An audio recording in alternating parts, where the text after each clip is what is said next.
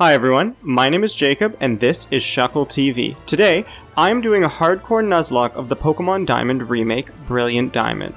In Generation 4, Pokemon established a sort of creationism principle where a single Pokemon was responsible for creating everything within the Pokemon universe. That Pokemon is Bidoof, and subsequently his evolution, Bibarel. During this hardcore Nuzlocke, I will be utilizing Bidoof's clause, meaning that I can only catch Pokemon that follow the species line of Bidoof and Bibarel. For a fun reference, here's the champion's ace Pokemon, Garchomp, and here's the stat distribution of these three Pokemon. While Garchomp may be a bit of an extreme situation, we are going to have many hurdles to overcome. My hardcore Nuzlocke rules mean I can't use items in battle, I have to play on set mode, I can't level up past the next gym leader's ace Pokemon, and anything that faints is considered dead. For the full list of my rules, check the description. I name myself Jake, and I name my rival Gert. And with that, it's time to begin my journey. I start things off by bumping into my rival. I suffer a minor concussion, and then Gert refuses to see us eye to eye when we try to talk to him about it. I pick Turtwig as my starter because it's the best, but it ultimately isn't going to matter. We catch our first Bidoof, and I name her Bajessica. She is our true starter. I catch another Bidoof on Route 201 and name him Badaniel, and then on Route 202 I catch one more Bidoof and name her Babaily. After that, while searching for my Bidoof encounter above Jubilife City, I find a Budew with a very pretty purple bow tie. I then find my Bidoof and I name her Bakelly. After some training, it's finally time to fight Gert. Defense Curl rollout strategy just annihilates his Starly and Chimchar, so it's a pretty easy fight. I catch my final Bidoof before the first gym and name her Bajanis, and now it's time to fight Rourke. Rourke is one of the scariest first gym leaders out of any game, and we don't really have power on our side yet since Bidoof evolves at 15, but we're going to see what we can do. The main strategy here is a combination of Work Up, which raises attack and special attack, and Rock Smash, which is a fighting move. Now, Work Up is especially good on Bidoof because it has the ability Simple, which doubles stat changes, or at least on some Bidoof. It also has the chance to have Unaware, which ignores enemy stat changes. The combination of these two will be critical throughout the run. Unfortunately, we lose our starter Bajessica to Geodude's rollout. There was nothing we could have done differently in this situation. Babaily comes out next, and I go for Rock Smash because Geodude is locked into rollout, so Rourke can't heal it with a potion. Onix comes out next, and the strategy here is to weaken it to such a degree that I can then set up on it in order to take it down and the Cranidos that follows safely. Now, the plan is to just repeatedly growl on Onix. Unfortunately, most of my Bidoofs have the ability Unaware that I talked about briefly before. This means that as Onix's attack decreases, it doesn't actually lower the damage that the Unaware Bidoofs take from his attacks, because they ignore those stat changes, which includes when stats get lowered. This means I have to cycle through multiple Bidoof and repeatedly use Growl until I can finally get Onix's attack to nothing, essentially, so that I can then switch back to Babaily, who has Work Up and Rock Smash. Now that I have Babaily back in, it has the Simple ability, so it actually does register those attack decreases on the Onix, and we take almost no damage from his attacks. I go for a couple defense curls so that we're able to comfortably take a hit from the Cranidos when it comes in, but Onix hits us with a powerful bind that is going to do a percentage of our health each turn. We will likely lose this fight if any of Onix's rock throws crit us, or if the Cranidos is able to land a crit when it switches in. We're now setting up with workups in order to increase our attack and therefore power up the Rock Smash we're going to use to take out Onix and Cranidos. The repeated damage that I'm taking from Bind, though, is really starting to add up, and I am getting a little nervous. After using Workup enough times, I go for a Rock Smash that deals a large amount of damage to Onix, but doesn't take him out. Next turn I go for Rock Smash again, while he lands a weak Bind, and this one finishes him off. It's time for Rourke to send out his ace, Cranidos. We have to tank a hit from this, and hope it doesn't crit. It doesn't, and our Rock Smash wipes him out. The crit didn't matter, it was going to do more than enough to take out the Cranidos. But there's our first gym badge. All of our living Bidoofs then simultaneously evolve into Bibarel. Look at this beautiful team of beavers.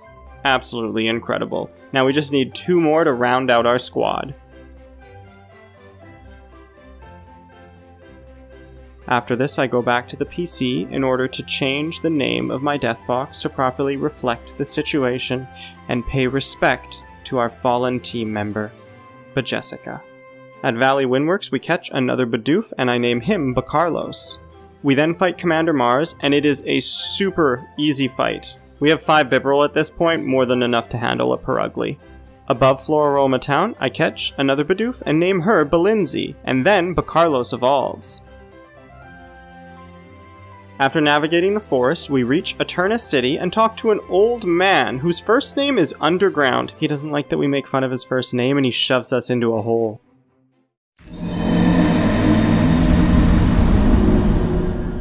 I catch a Bidoof underground and name her Bemeredith, but this ends up being a really important Bidoof because, as it turns out, Pokemon Underground can have egg moves, and this one had Quick Attack, a priority move that's going to do a lot of work this run.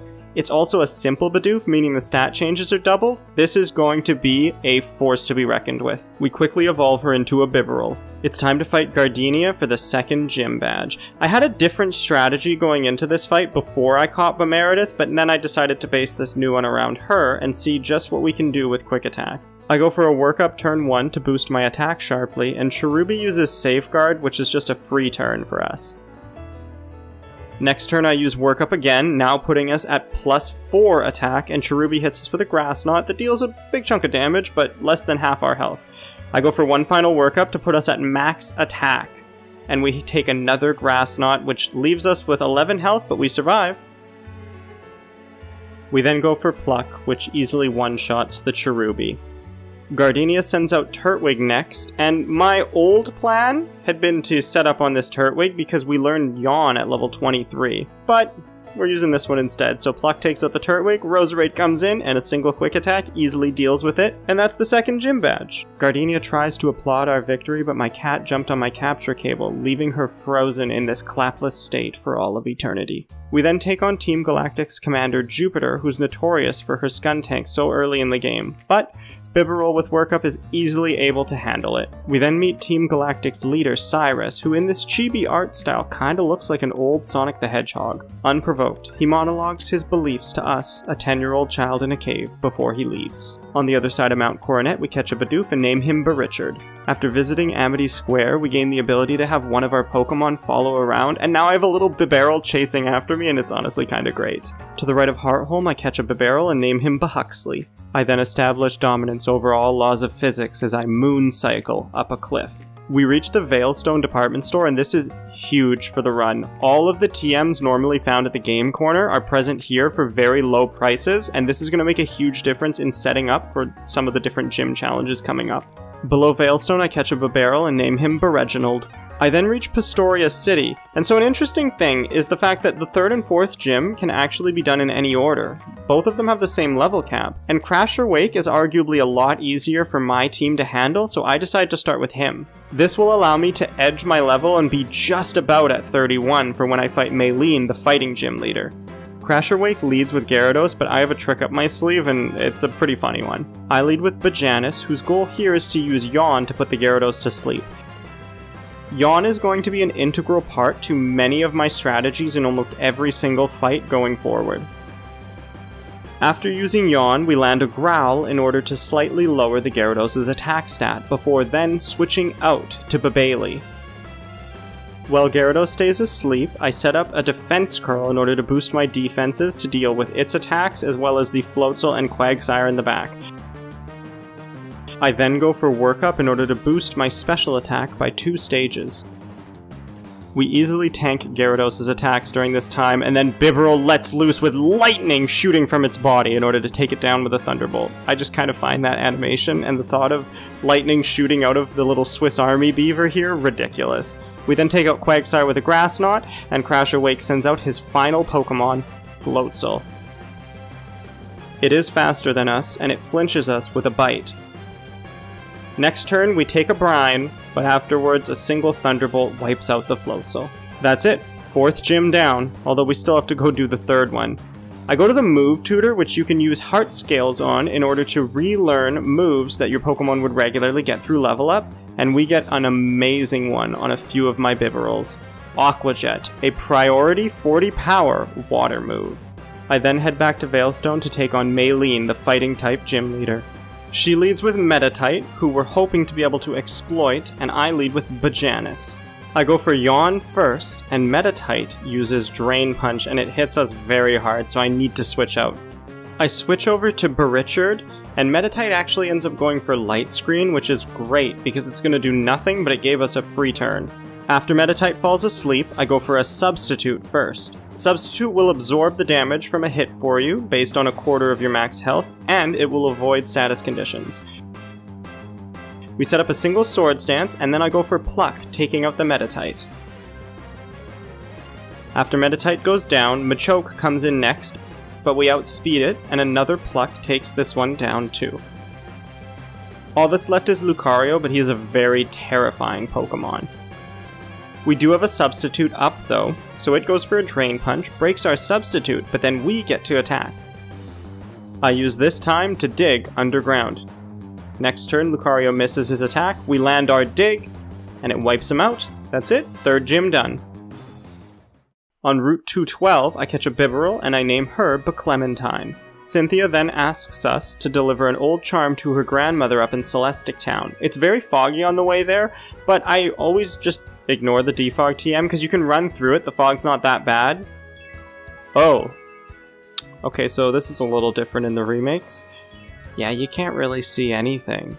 I run into a trainer, I beat up their Ponyta, and then I figure out how to get defog, finally arriving in Celestic Town and meeting Cynthia's grandmother, who gives us the TMs for Surf, which is going to be super valuable to have a powerful water special attack stab for our beavers. We then head back to Hardhome and take on our greatest challenge yet. First grade math. Luckily, I can read at a second grade level, and we manage to make it to Fantina safely. The strategy here for Fantina is pretty simple. She leads with Drifblim, who has 2 status moves and 2 attacks. One of those attacks is Hex though, which doesn't affect normal type Pokemon. So she lands a Will-O-Wisp, I have a Rostberry that cures the burn, and then I hit Drifblim with a Taunt, meaning the only move that it can use now is Fly, which is a 2-turn attacking move. I switch to Belinzi, and Drifblim flies up into the air. Then I go for Protect, blocking the fly damage. It's going to go for fly again, so this turn I go for Sword Stance while Drifblim flies into the sky. Now, I want to have more attack, so I decide it's better to just tank the fly here and go for Sword Stance instead. Fly doesn't do that much damage to us though, and we set up our second Sword Stance, putting us at +6 attack thanks to Simple. We do get burned by Will-O-Wisp, but I put a Rostberry on Belinzi so that we can cure that, and then I land a Crunch that wipes out the Drifblim. Aftermath does a bit of damage, but we don't have to worry about that. Gengar comes in next, but a single Aqua Jet is more than enough to take it down. Fantina says something, but we're too busy prepping our Hydro Cannon level Aqua Jet, and then we wipe out the Mismagius. That's 5 gym badges down. We then reach Canalave City and run into our rival, but I'm going to skip over this fight because he's a complete pushover until the fight before the Elite Four. We then get on a boat to Iron Island. Bailey?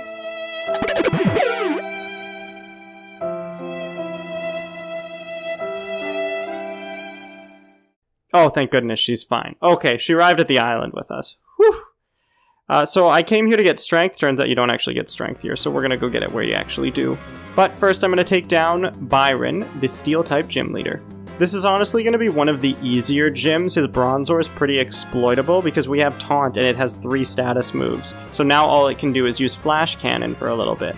His next 2 Pokemon are also slow and are easily taken down by a boosted Surf.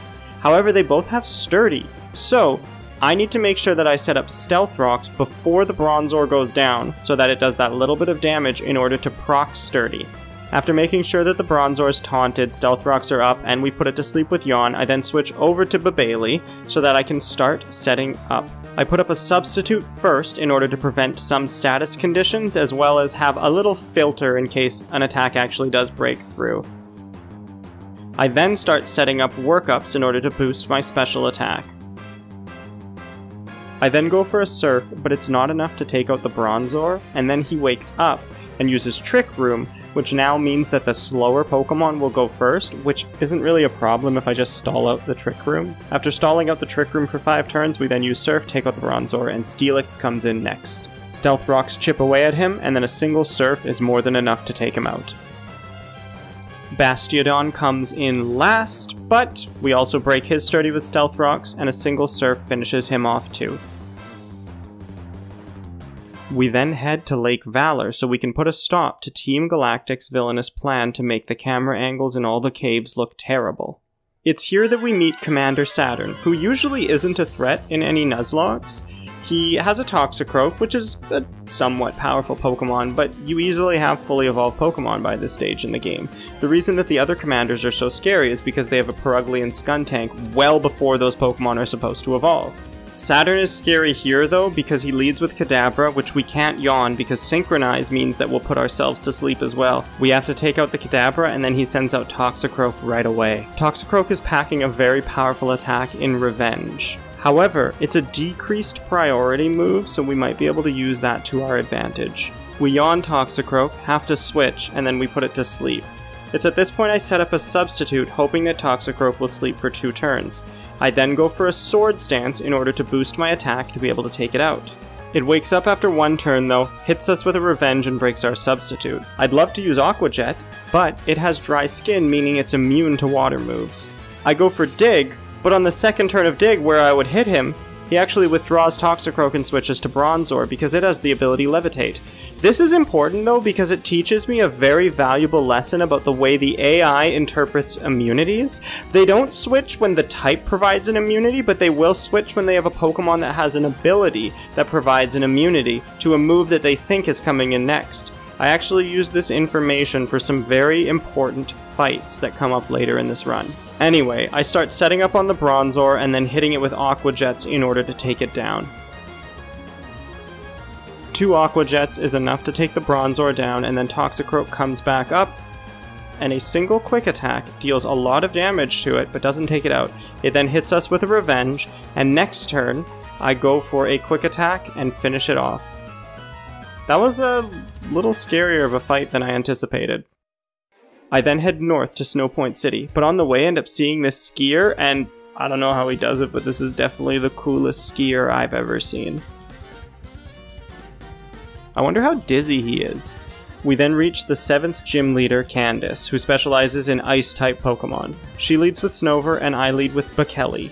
Candace actually has some scary Pokemon in this fight, however, the affection system ends up kicking in and avoiding not 1, but 2 Razor Leafs. Now, the Razor Leafs weren't actually going to do that much damage. This is our physically defensive Bibarel. However, I'm not a huge fan of the affection system being combined with the friendship system and allowing opportunities like avoiding moves or the potential of surviving an attack if it left you at 1 health. That hasn't happened yet so far, which is good. If it does happen, I do plan on boxing the Pokemon after they finish the fight.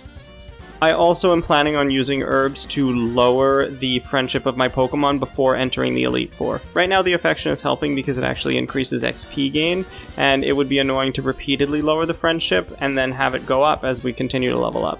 But I'll deal with it later. Anyway, we have set up some Sword Stances against this Snover, and then we kill it with a Strength, and then Medicham comes in, who is pretty scary, but we also have Aqua Jet on this set, which then takes out the Medicham. She does have a Sneasel as well, who is much faster than us, but another Aqua Jet will easily handle that one as well. Her final Pokemon is Abomasnow, who is a pretty scary threat, even though it is weak to so many things. However, it is a slow Pokemon, and with all of the Sword Stance boosts that we have, a Strength is enough to take it out and secure us the win for the 7th gym. I then catch another Bibarel and name him Bagreg, otherwise known as Big Reg. I then find a storage key on the ground outside the Veilstone Galactic building, and then we meet up with Cyrus and fight him.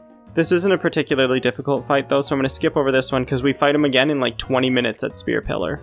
I then push a button and free all of the legendary Pokemon.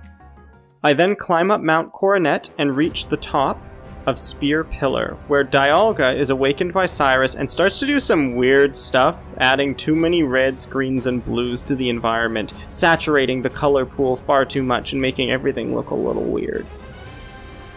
We easily defeat the double battle against his commanders and then get ready to take on Cyrus in order to save the world. He leads with a Honchkrow and I lead with Bekele. This Honchkrow is scary because all of its Night Slashes are guaranteed to crit, meaning it's going to hit us really hard. I set up a single workup because we do outspeed the Honchkrow. We take a big hit, but then next turn a Thunderbolt easily one-shots it.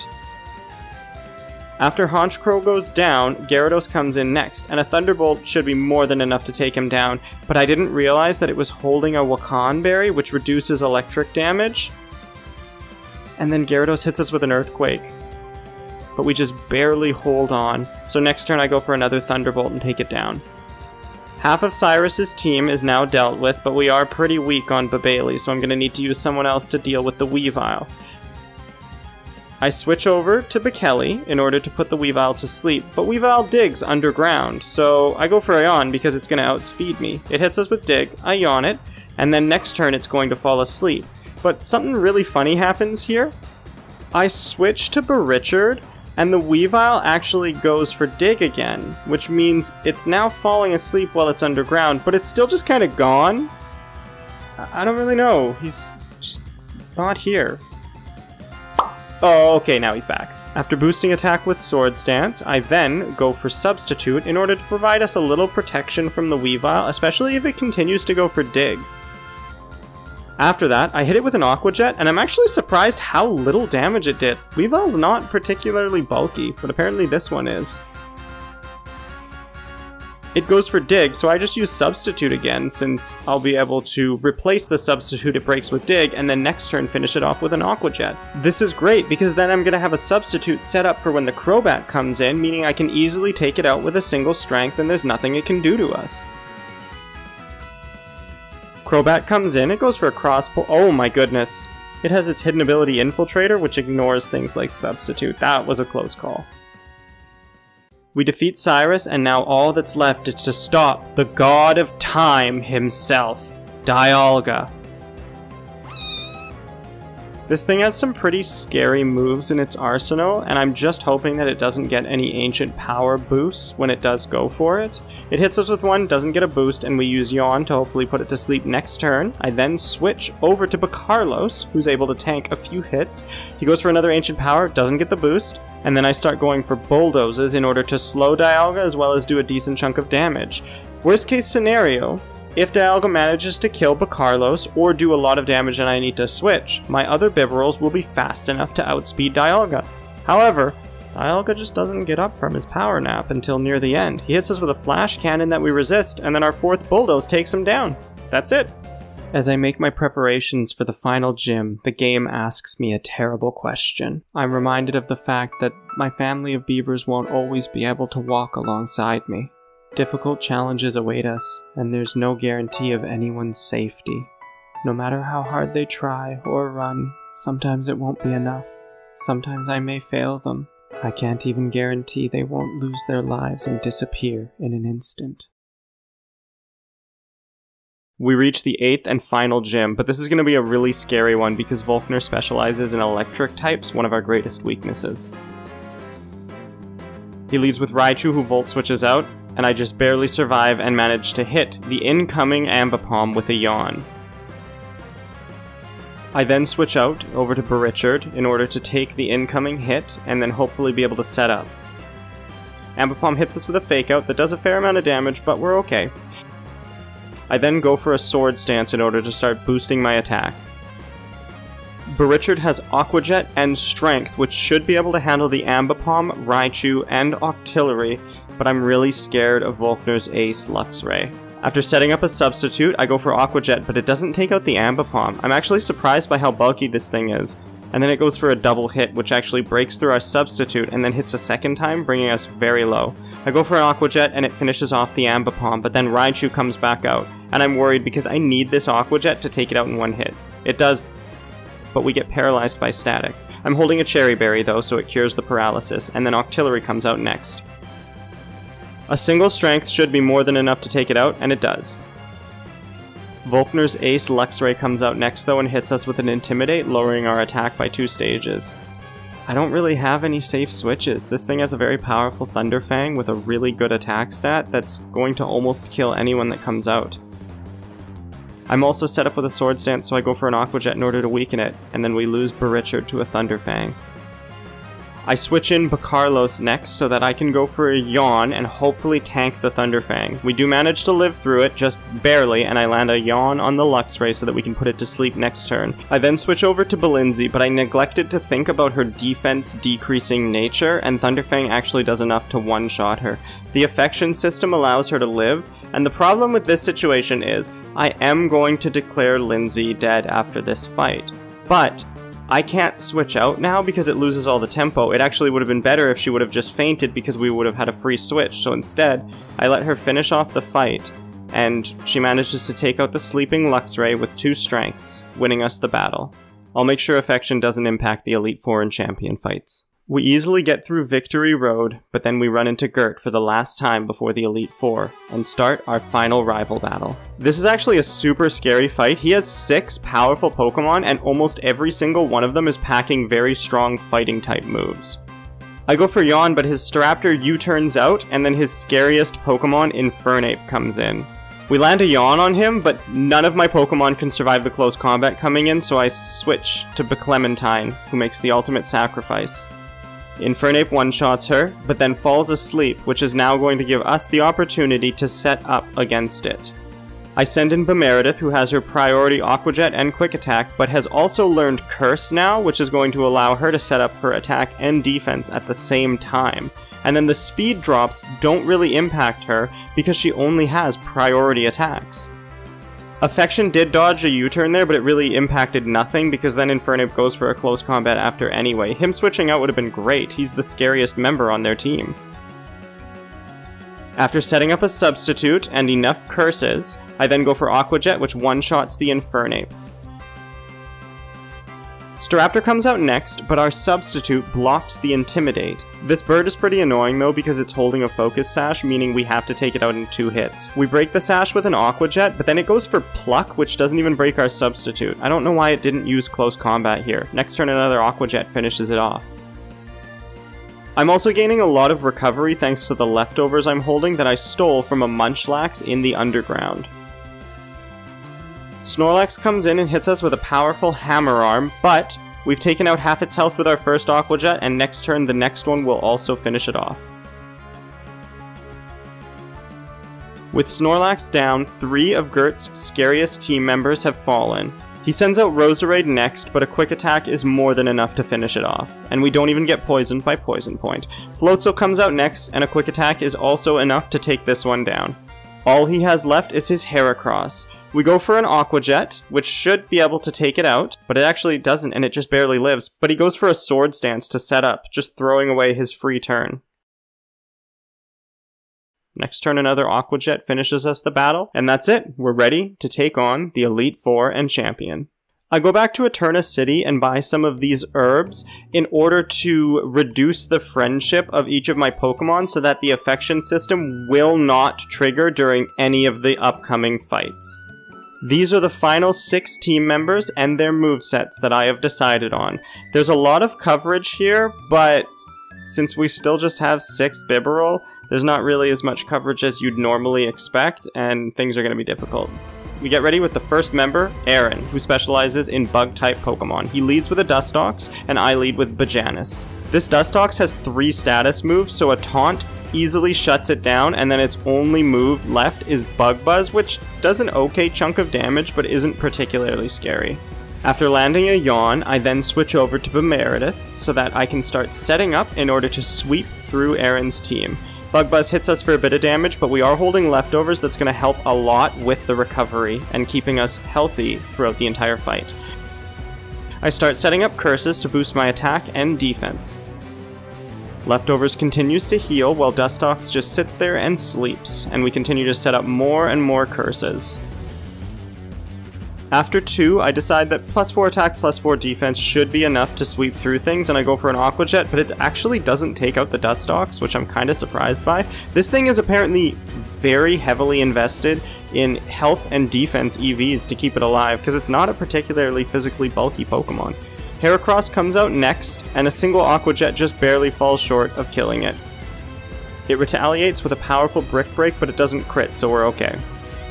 It burns itself with a Flame Orb, which would boost its attack, but then since it's so low, Aaron uses a full restore, which recovers the status and fully heals it. We hit it with another Aqua Jet, bringing it super low. He uses another full restore, removing the burn again, and then we bring it super low again. This Heracross gets burned 3 times over the course of 3 turns before we finally take it out with a single quick attack.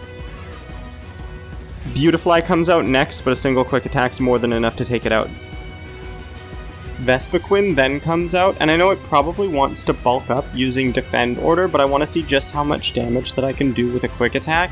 It does heal with a Citrus Berry to the point where I'm not actually going to take it out with another hit, and it does boost its defenses with Defend Order, so I think it's best to just use a Curse in order to raise my defenses even further and boost my attack, because the Drapion that comes in next is also a bit terrifying. Another quick attack brings it very low, and it retaliates with an Acrobatics. We eventually take out the Vespiquen with a few quick attacks, and then Drapion comes in last. So this thing's pretty scary because it also has the Sniper ability that increases its crit damage from 50% to 125% extra damage, but we survive the first hit and then take it out with 2 quick attacks. That's 1 Elite Four member down. Bertha is next, and she specializes in ground types. This is actually the easiest of the 4 fights by far. She leads with Quagsire, who has Toxic that I really thought the AI would want to go for, but he just ends up going for Earthquake.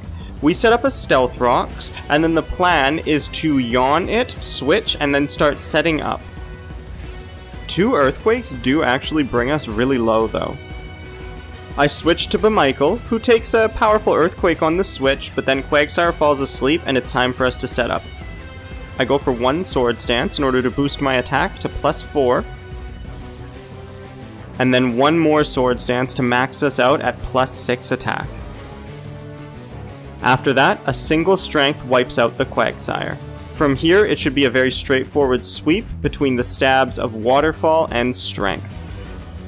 Sudowoodo goes down to a Waterfall, and then Whiscash comes in next.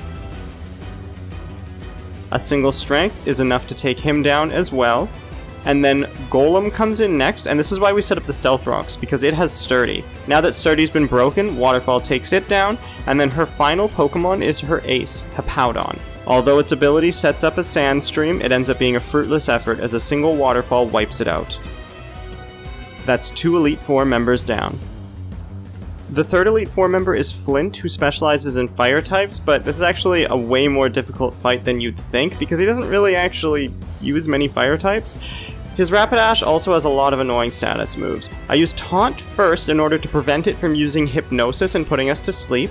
I then go for Stealth Rocks because his Infernape is holding a Focus Sash, and I cannot let it live for more than a single turn when it eventually comes out. After tanking 3 Poison Jabs, we manage to land a Yawn on the Rapidash, and then I can switch over to Babeli, who is prepared to blast through Flint's entire team. So, Poison Jab is a little bit of a problem because if it poisoned us, well, we'd be taking a lot of damage each turn. Rapidash also has Flame Body, meaning there's a 30% chance, for me it's 100%, of being burned whenever you make physical contact with the enemy Pokemon. So Babeli has a moveset of Surf, Rest, Defense Curl, and Work Up. Using a bunch of Defense Curls, I can raise my physical defense in order to easily shrug off any of the hits Rapidash does. If it poisons us with Poison Jab, I have Rest to fully heal as well as cure my own status effect. And then I have Work Up to boost my special attack after I'm at a comfortable level of defense that I can tank through the hits. Another great thing is, this Rapidash wants to constantly put us to sleep with Hypnosis, but if I'm boosting my defense and I also have Rest, it doesn't really matter. It can't kill us unless it crits us with at least 3 Poison Jabs in a row. Those 3 crits would also have to happen right after a Hypnosis lands. I'm gonna skip ahead because it spams Hypnosis, but we're not in any danger as we're setting up. Lopunny comes out next, and this is a little dangerous because we do need to dodge a critical high jump kick, which we do, and then we hit it with a Surf, which takes it down. Steelix, the incredible fire type, comes out next, and we take it down with another Surf.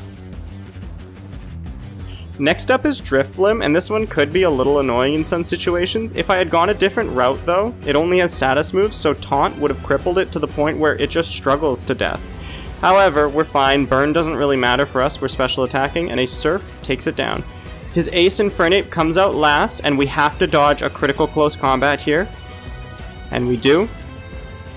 And with that, a single Surf will finish him off. That's it, that's 3 Elite Four members down. All that's left is Lucian and Cynthia. Lucian is the 4th member of the Elite Four, and he specializes in Psychic-type Pokemon. Now, this isn't a particularly difficult fight because his Mr. Mime is notorious for setting up Reflect and Light Screen at the beginning of the battle, giving us basically 2 turns to kind of do whatever we want. We set up a Stealth Rocks in order to assist with just a little bit of chip damage, and then I use Yawn on the next turn, and then I switch over to Bemeredith, who's going to have a great chance to set up. Now, we take a critical Psychic on the switch-in, which is bad, but Bemeredith is holding a Leftovers in order to recover health each turn. I also have Amnesia on it to massively boost my special defense so that I can tank hits from this Mr. Mime as we set up to sweep through her team. Now, this Mr. Mime's holding a Light Clay, which means Reflect and Light Screen last 8 turns, which is actually perfect because it's going to take us 7 turns to specifically do all the little things that we want to do before we're then able to sweep through. If Reflect was normally lasting 5 turns, Mr. Mime would have set up another one and it would have just been very annoying. But in this case, we're able to tank through some Psychics while we set up our curses, since the Amnesia has boosted our special defense by so much, before we're able to get to the point where Reflect wears off and a single Aqua Jet takes the Mr. Mime out. And then we're in a great position to sweep through her other team members. Medicham comes in, and a Quick Attack easily one-shots it. Girafarig comes out next, and I love this Pokemon's design, but that isn't going to help it survive a Quick Attack from our jacked up Bibarel. Alakazam comes out next, and with his paper-thin defenses goes down to a single Quick Attack. Lucian's ace is Bronzong, who I think is a really great Pokemon, and I really like its design, but for an ace in this fight, it's not really going to offer much. It's more of a bulky support and defense mon. It packs a lot of good utility, but it isn't going to turn around a sweep like what's going on, and then our second Aqua Jet takes it out, and that's it.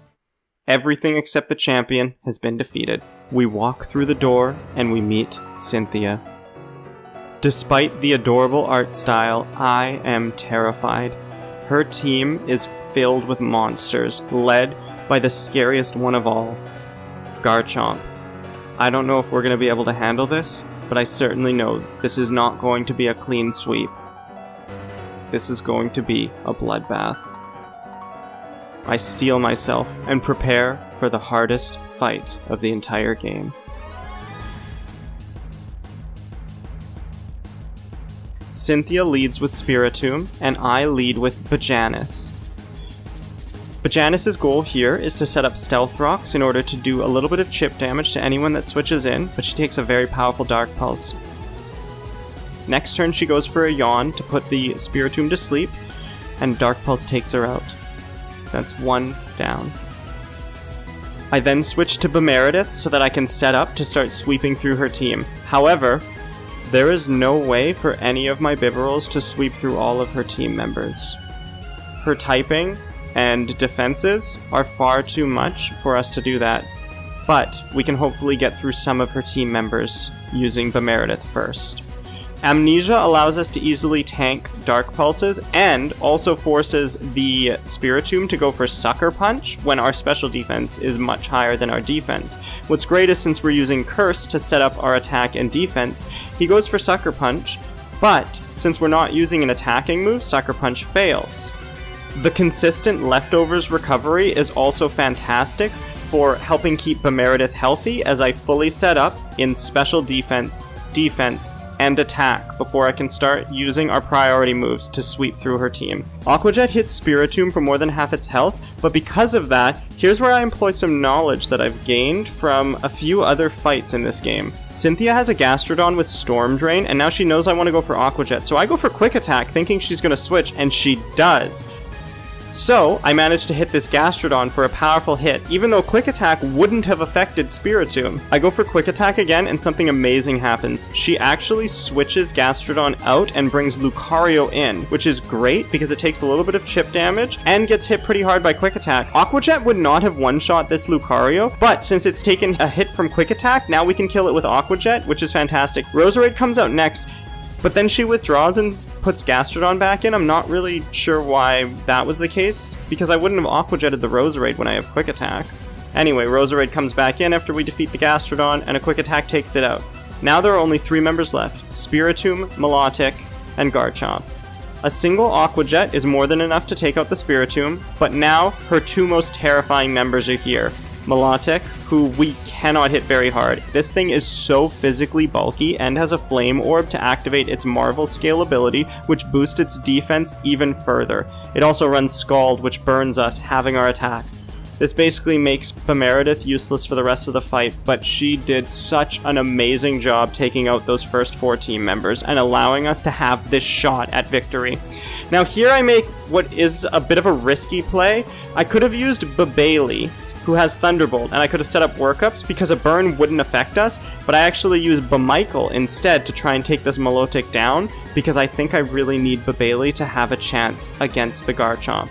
I come in, I set up a Swords Dance, and then Milotic goes for Scald. It doesn't burn us though, and if the next Scald is to burn us, I am holding a Rost Berry, so we're pretty much home free against the Milotic now. It doesn't burn us though, and the next strength is enough to take the gigantic fish down. Cynthia sends out her ace, Garchomp, and this thing is an absolute monster. It is so tanky and so powerful, there's no way to make any safe switches, and I need Babeli to be able to set up in order to take this thing out. Bamichael goes down to a Dragon Claw, so that we can then switch in Bekele in order to land a Yawn. Bekele isn't gonna live through this mission though. She takes a powerful Earthquake, lands a Yawn, and then goes for her on Ice Beam, but Garchomp takes her down as well. Now that Garchomp's fallen asleep, it's time for Babeli to do what she's always been here to do. She sets up a workup, bulking up her special attack, and then goes for an Ice Beam. Garchomp stays asleep, but he's holding a Yache Berry that reduces ice damage, so even with our special attack boost, he lives through the Ice Beam, the quadruple effective Ice Beam. But he sleeps another turn, allowing us one final Ice Beam to take it down and win us the battle. That's it. Our little family of Swiss Army beavers that were capable of so much managed to get through the entire game and even defeat the champion. I was so impressed with these varied movesets that the Bibarels were able to learn and use, and it was really interesting trying to overcome each of these specific challenges using the different moves that I had at my disposal. This was definitely a very difficult challenge, but I really enjoyed it. And just look at this amazing victory screen. Thanks for watching, everyone. Make sure you hit that subscribe button if you enjoyed the video. This has been Shuckle TV.